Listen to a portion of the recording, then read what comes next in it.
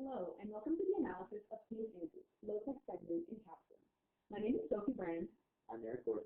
And I'm Samantha Boston. And together we are SES Corp. Based on our decisions throughout the simulation, our overall ranking was 11.6. Our sales ranking was 4, profitability ranking was 4, and market capitalization was 4. Let's begin by looking at our intended strategy.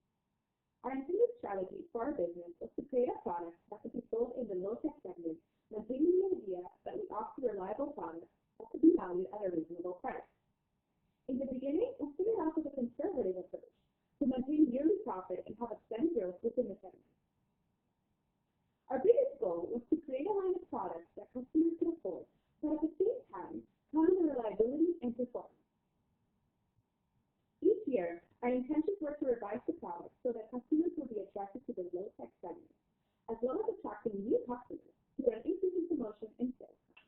Based on our intended strategy, after the first 4 years, we maintained a steady profit in growth of approximately $6 million due to our increased capacity and high automation rate. In the first couple of years, we had a very high contribution margin for the product, and there was a potential to decrease the price of the product. Based on our initial strategy, we kept the price the same. Lowering the price could have attracted more customers, and the inventory levels would not have remained so high. In potential years to come, this would be something to take into consideration. With all of our profit, we wanted more, so we created A-Days in addition to our first product, A-Days. The second product was intended to merge the low and high segments. However, not enough capacity was available, and while this was occurring, our first product slowed in sales. This caused a decrease in profit, and we ended up with large inventories of A-Days causing emergency loans at the end of the year. This is a fatal flaw due to the inability of creating a sufficient foundation to sustain our second product. After several emergency loans were used, we began to phase out the first product by stopping production and trying to sell the remaining inventory. In order to pay off our debt, we sold the vast majority of our capacity, which allowed us to maintain a small profit at the end of the year. Looking back on it now, as soon as A-Days began to slow in sales, we should have begun with an increasing foundation for A-Days and stopping the production and selling the capacity. One key recommendation is to sell one product to pay off long-term debt and emergency loans. This will allow the business to flourish and keep profits relatively stable other than losing money to customers. Another recommendation would be to go back to initial strategy and keep the product in the low-tech segment because in the beginning the results were positive and there was a steady growth.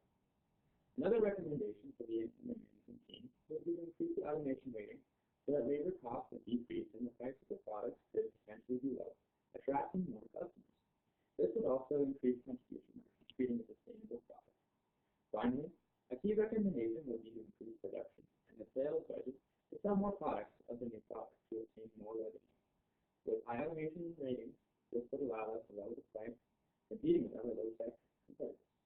With a low price and reliable product, we would have been able to increase our sales and sell the majority of our inventory. In the course, we learned a variety of different areas that relate to managing a business. A big concept was financial statements and how to interpret them. It's translated into the Capsim simulation when we look at our own financial statements. We were able to see how much profit we were making, the cost we needed to pay off, and how to adjust certain areas in our company to create a well-rounded business. Another concept that we learned in the course that relates to the Capsim simulation was marketing strategy. Before we were introduced to specific marketing strategies, we had already created our second product, and looking back on it now, our second product outweighed our first product, causing cannibalism that occurs when the new product is introduced into the same market, reducing the sales and market share for the existing product. During our time as the management team for SES Corp, there were a lot of opportunities where we were able to learn from our ups and downs in the simulation. Based on our knowledge from the Corp